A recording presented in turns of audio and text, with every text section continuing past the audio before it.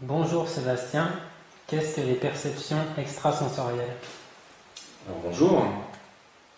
Alors, c'est une capacité à percevoir des choses qui sont au-delà de la matière. Il faut savoir que nos sens, le toucher, l'odorat, la vision, l'ouïe, etc., sont doublés, triplés, quadruplés, puisqu'on a différents corps énergétiques, différents chakras qui nous donnent accès à différentes dimensions, différentes capacités à percevoir ces dimensions. Donc on peut parler de différents moyens. Alors on a la clairvoyance émissive, par exemple, qui a une capacité à voir des choses qui sont au-delà de la matière. Alors la clairvoyance émissive, c'est-à-dire qu'il y a de l'énergie qui va sortir de nos yeux, un petit peu comme un système de radar, et qui va rentrer à travers un objet, une personne ou autre, et en fonction de la résistance qu'on va rencontrer, on va avoir des informations déjà sur l'énergie, savoir si c'est dense, si c'est pas dense, si c'est froid, si c'est chaud. On va avoir ce type de retour d'information, c'est-à-dire que l'énergie non seulement va partir, mais une partie qui va revenir en termes d'information. Ce type de clairvoyance permet aussi de voir des choses, quel que soit le type d'éclairage. On verra qu'il y a une autre clairvoyance qui est plus liée aussi à la luminosité.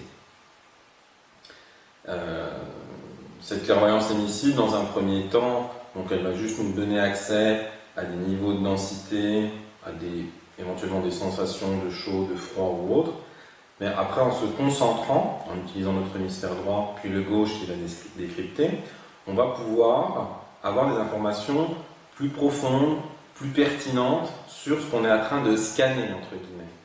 C'est-à-dire, par exemple, je regarde l'épaule de quelqu'un, je vais sentir une résistance, et de cette résistance, je vais peut-être sentir quelque chose qui se tend.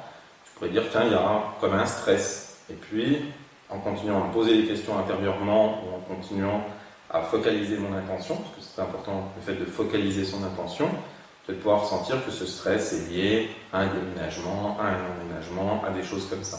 Donc, ça va nous donner toute une grille de lecture sur la personne qui vient par exemple nous consulter en magnétisme. Ça peut être aussi utile dans tout ce qui est géobiologie, dans la perception. On peut voir les réseaux, par exemple. C'est tout à fait possible de voir les réseaux en clairvoyance. C'est pas le plus simple, mais ça se fait. Ça peut être aussi de percevoir des choses dans l'au-delà, dans l'astral, etc. Et donc dans la vision des auras.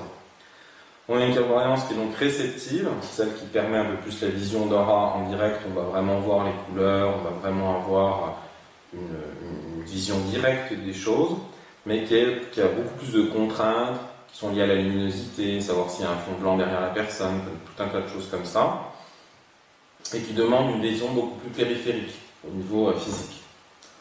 Mais bon, voilà, elle a aussi son utilité. Personnellement, je la trouve un peu plus difficile à avoir et un petit peu plus compliqué à analyser en termes d'information. C'est-à-dire, si je vois que l'aura de quelqu'un est bleu, par exemple, en clairvoyance réceptive, qu'est-ce que je fais de cette information? Parce qu'il faut aussi que je sache à quel corps, à quoi ça correspond, enfin, ça devient un petit peu compliqué. Alors qu'en clairvoyance émissive, non seulement on pourrait éventuellement avoir la couleur, mais avoir aussi toute la grille de lecture de qu'est-ce que ça signifie en termes de mental et d'émotion. C'est-à-dire quelle est l'information qui provoque cet état-là. Puisque je rappelle que c'est toujours la conscience qui précède l'énergie. Ensuite, on a la clairaudience. Donc là, c'est lié à l'ouïe. Donc c'est la capacité à entendre des sons sur d'autres plans, des messages, pourquoi pas des musiques. Donc ça, c'est aussi intéressant. Il faut savoir que nos oreilles existent dans tous les différents corps énergétiques. C'est-à-dire qu'on a 9 oreilles gauches, 9 oreilles droites. Elles fonctionnent bien, évidemment, parce qu'elles peuvent être aussi abîmées énergétiquement par les pollutions sonores ou les gentillesses qu'on peut entendre. C'est évidemment une blague quand je dis ça, parce que c'est évidemment aussi les choses négatives qu'on entend. On a le clair toucher, qui est très intéressant, parce que c'est quand on pose nos mains, on peut avoir des informations sur la personne, sur le consultant, où on va poser la main, on va sentir du froid, du chaud, on va sentir, pourquoi pas, une résistance, on va sentir par exemple une facilité à faire circuler l'énergie, et tout ça va déjà nous donner des pré-informations, et après, avec l'entraînement, évidemment en se posant des questions, en cherchant plus loin, on peut peut-être sentir que cette résistance, elle est liée à une difficulté avancée, cette résistance elle est liée à un abus d'alcool, enfin ça dépend évidemment de la zone sur laquelle on pose les mains. Ça fonctionne évidemment aussi avec les objets, les animaux, quand on va poser les mains, on peut avoir tout un tas d'informations sur l'énergie et donc sur les différents niveaux de conscience qui animent l'objet, l'animal, la personne, la plante. Voilà. Ensuite, il y a tout ce qui est flash, donc ça peut être des perceptions de voyance, mais ça pourrait être aussi des perceptions de choses qui se passent dans l'ici et maintenant, dans le passé.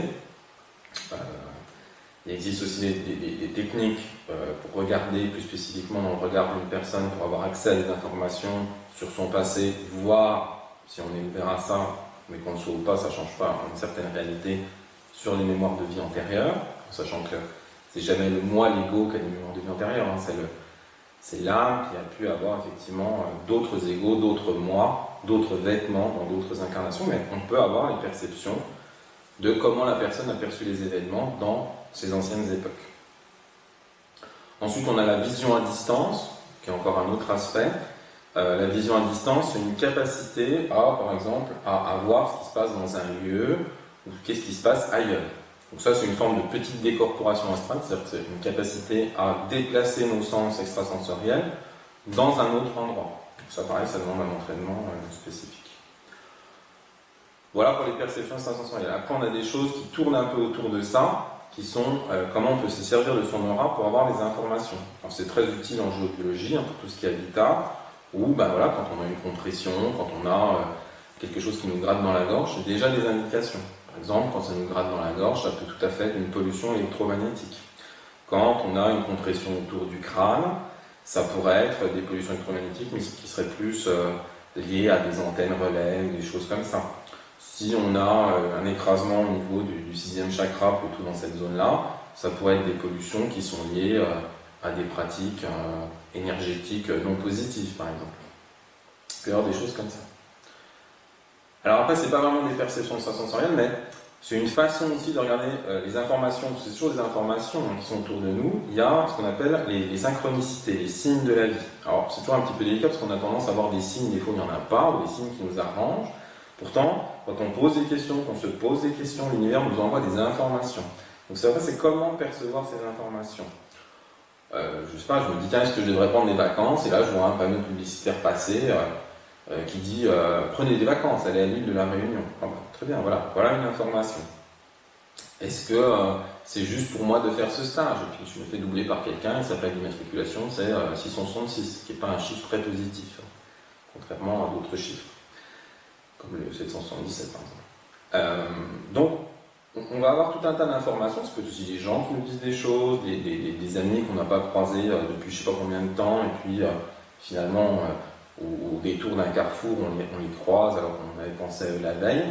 Donc ça peut être effectivement à ce moment-là soit une perception dans l'avenir, soit effectivement des signes qui viennent nous dire quelque chose, des informations qui viennent soit nous guider, soit nous conforter dans une certaine dynamique, ou nous éloigner de cette dynamique. Voilà, ça c'est tout à fait possible.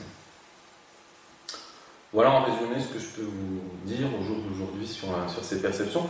Tout ça demande effectivement un entraînement et une certaine forme de maîtrise. Il ne faut pas croire que c'est juste en travaillant son 6e chakra, son 3e œil qu'on perçoit. C'est un ensemble de choses. C'est une capacité à focaliser son attention.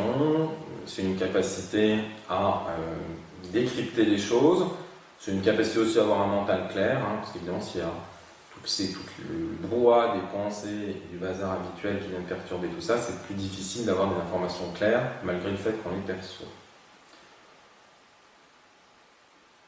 Donc c'est un travail qui est aussi lié à une évolution personnelle, mais à l'évolution tout court. Parce que soit on développe ces capacités-là, ce qui est tout à fait envisageable, soit elles apparaissent de manière naturelle dans une évolution, pour utiliser un grand mot, spirituel. En tout cas, une évolution de l'être.